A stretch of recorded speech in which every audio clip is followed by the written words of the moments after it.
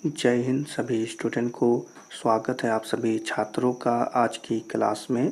प्यारे बच्चों, आज की क्लास में हम क्लास 10th के साइंस के वीवीआई टॉपिक को समझेंगे और आप सभी बच्चों के मैट्रिक परीक्षा 2025 के लिए एक बहुत ही इम्पोर्टेंट क्वेश्चन के आंसर को भी नोट करेंगे। तो सभी छात्र क्लास को अच्छे से देखिएगा, महत्वपूर्ण क्लास है। चलिए क्लास को शुरू करते हैं। पहले सभी प्यारे स्टूडेंट क्लास को समझ लीजिए, उसके बाद हम सभी को लिखा देंगे।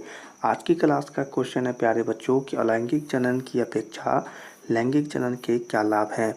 आप जिस भी बोर्ड के स्टूडेंट हैं प्यारे बच्चों, हम आपको बताते हैं कि आपकी मैट्रिक परीक्षा में यह प्रश्न जरूर पूछता है, इसीलिए आपको याद करना भी जरूरी है कि अलैंगिक जनन की अपेक्षा लैंगिक जनन के क्या लाभ होते हैं। उत्तर में जो बातें हैं उसे समझेंगे। पहले कि हम जानते हैं कि अलैंगिक जनन में प्राप्त संतति जनक के लगभग समरूप और समान होते हैं। ठीक है, अगर यहाँ तक पॉइंट समझेंगे तो हम यह कहते हैं कि ये बात हम जानते हैं कि अलैंगिक जनन में प्राप्त जो संतति या संतान होते हैं वो क्या होते हैं, अपने जनक या अपने माता पिता के लगभग समरूप यानी समान भी कह सकते हैं होते हैं। क्योंकि ऐसा इसलिए होता है क्योंकि इनमें एक ही जीव के डीएनए से हमें प्रतिकृति प्राप्त होती है। ऐसा इसलिए होता है क्योंकि इसमें एक ही प्रकार के जीव के डीएनए से हमें क्या प्राप्त होती है, प्रतिकृति या गुण कह सकते हैं, वे प्राप्त होती है। परंतु लैंगिक जनन में दो या दो से अधिक जीव भाग लेते हैं। और इसके विपरीत क्या होता है, जब लैंगिक जनन होता है तो इसमें दो या दो से अधिक जीव भाग लेते हैं। सभी बच्चे अच्छे से जानते होंगे लैंगिक और अलैंगिक जनन में बस उसे ही यहाँ पर समझाया जा रहा है।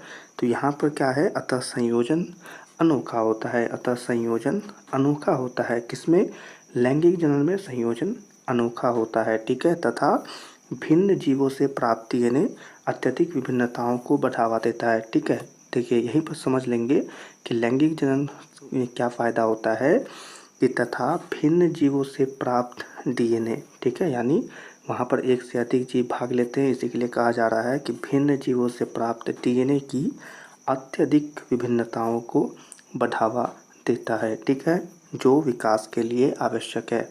क्या है, जो विकास के लिए आवश्यक है।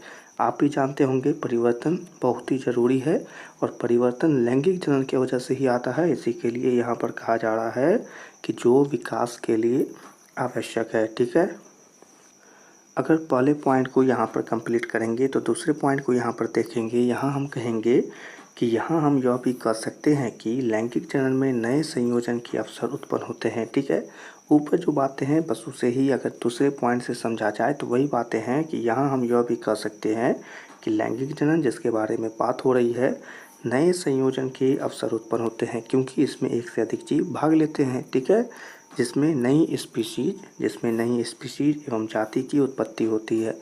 ये भी आपको याद रखना है कि लैंगिक जनन के द्वारा ही नई स्पीशीज एवं नई जाति का निर्माण होता है या उत्पत्ति होती है। ठीक है, तो अतः हम कह सकते हैं कि अंत में लिख देंगे, जो भी क्वेश्चन के अंत में आप लिखेंगे क्वेश्चन को और सुंदर बना देगा। अतः हम कह सकते हैं कि अलैंगिक जनन की अपेक्षा लैंगिक जनन ज़्यादा लाभकारी है। ठीक है, ये पॉइंट अगर लिखिएगा तो कॉपी चेक करने वाले को अच्छा लगेगा। अतः हम कह सकते हैं कि अलैंगिक जनन की अपेक्षा लैंगिक जनन ज़्यादा लाभकारी है। ठीक है, तो अलैंगिक और लैंगिक जनन सभी बच्चे अच्छे से समझे होंगे। चलिए आप इसे लिख लेते हैं, क्योंकि अगर आप इसे लिखेंगे तो आपको और अच्छे से याद होगा। चलिए स्टूडेंट, क्वेश्चन लिखेंगे और उसके आगे आज का यह प्रश्न लिखेंगे कि अलैंगिक जनन की अपेक्षा लैंगिक जनन के क्या लाभ है। जल्दी से लिखेंगे, अलैंगिक जनन की अपेक्षा लैंगिक जनन के क्या लाभ है। उत्तर लिखेंगे और पहले पॉइंट देकर लिखेंगे कि हम जानते हैं कि अलैंगिक जनन में, अगर लाइन बाय लाइन लिखना चाहते हैं तो लाइन बाय लिखाएंगे। हम जानते हैं कि अलैंगिक जनन में प्राप्त संतति जनक के लगभग समरूप और समान होते हैं। अलैंगिक जनन में प्राप्त संतति जनक के लगभग समरूप और समान होते हैं। ठीक है, लिखेंगे हम जानते हैं कि अलैंगिक जनन में प्राप्त संतति जनक के लगभग समरूप और समान होते हैं क्योंकि इनमें एक ही जीव के डीएनए से हमें प्रतिकृति प्राप्त होती है।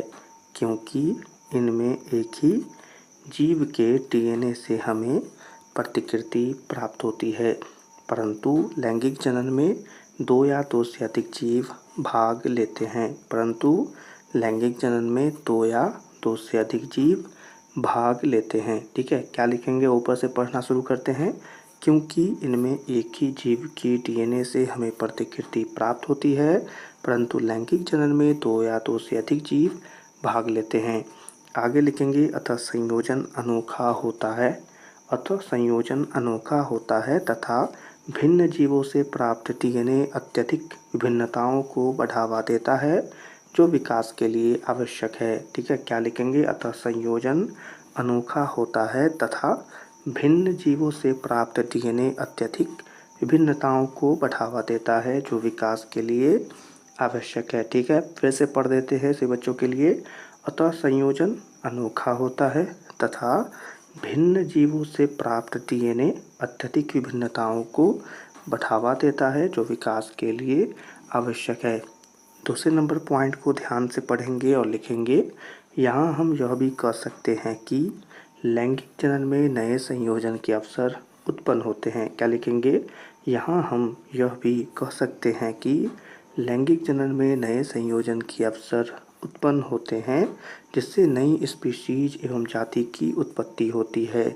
जिससे नई स्पीशीज एवं जाति की उत्पत्ति होती है। ऊपर से पढ़ेंगे, यहाँ हम यह भी कह सकते हैं कि लैंगिक जनन में नए संयोजन के अवसर उत्पन्न होते हैं, जिससे नई स्पीशीज एवं जाति की उत्पत्ति होती है। अतः हम कह सकते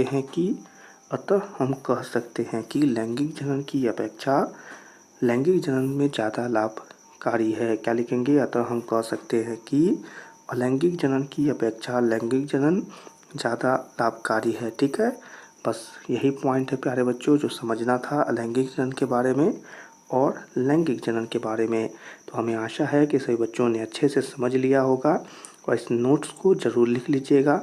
और यह प्रश्न आपकी परीक्षा में आए, मैट्रिक परीक्षा में आए, तो इसके और अच्छे से इसे लिख करके अपने आंसर को अपने कॉपी में भरिएगा। तो आज की क्लास को यहीं पर समाप्त करते हैं। क्लास पसंद आई हो तो लाइक कर दीजिएगा, और अपने मैट्रिक परीक्षा 2025 के लिए चैनल को सब्सक्राइब करें और इस चैनल से ज़रूर जुड़ जाएं। सभी छात्रों से मिलेंगे अगली क्लास में। तब तक के लिए आप सभी छात्रों को जय हिंद।